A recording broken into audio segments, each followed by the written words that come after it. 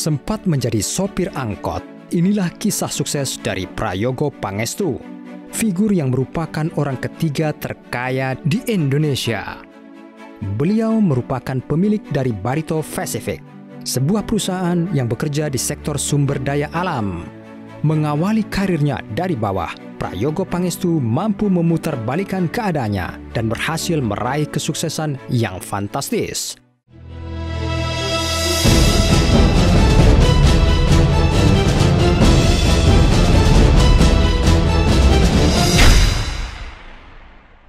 Prayogo Pangestu adalah salah satu orang paling inspiratif di Indonesia yang merupakan sosok yang mendirikan Barito Group dan menempatkan posisi ketiga terkaya di Indonesia.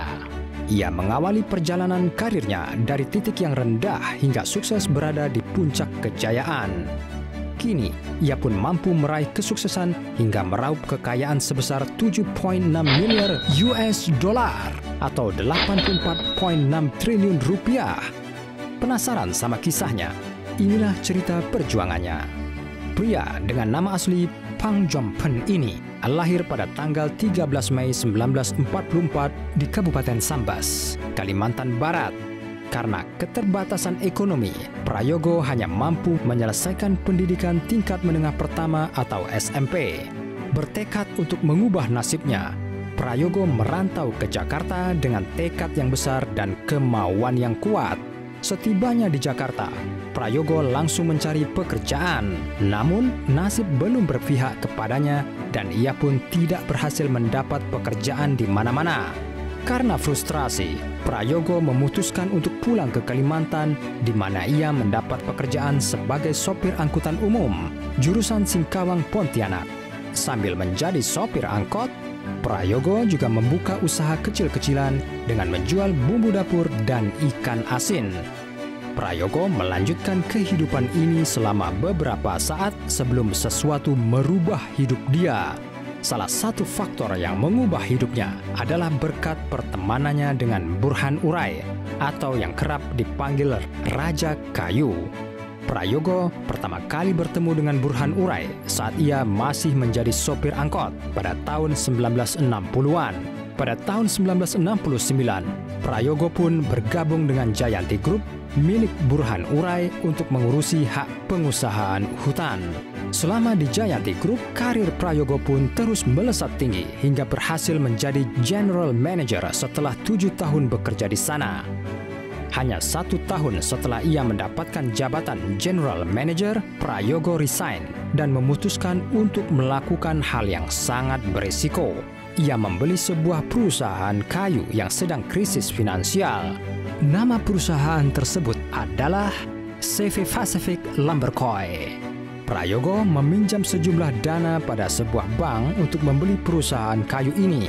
Dalam waktu kurang dari 1 tahun, Prayogo mampu mengembalikan pinjaman hutang tersebut. Di tangan Prayogo, perusahaan ini maju pesat menjadi perusahaan kayu terbesar di Indonesia. Ia pun mengganti namanya menjadi PT Barito Pacific, perusahaan yang kita kenal sekarang. Berharap membesarkan bisnisnya, ia memutuskan untuk melakukan ekspansi bisnis dengan mendirikan PT Chandra Asri Petrochemical Center dan PT Tripolita Indonesia Terbuka. Pastinya kehidupan seorang pebisnis tidaklah mudah dan penuh tantangan. Tantangan terbesar Prayogo Pangestu ketika krisis moneter 1998 terjadi.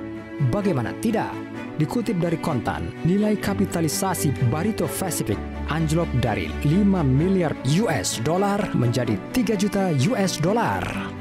Belum lagi ia harus mengembalikan utang sebesar 1,8 miliar US dollar akibat krisis keuangan yang dialami Chandra Asri, perusahaan yang juga dimiliki Prayogo Pangestu.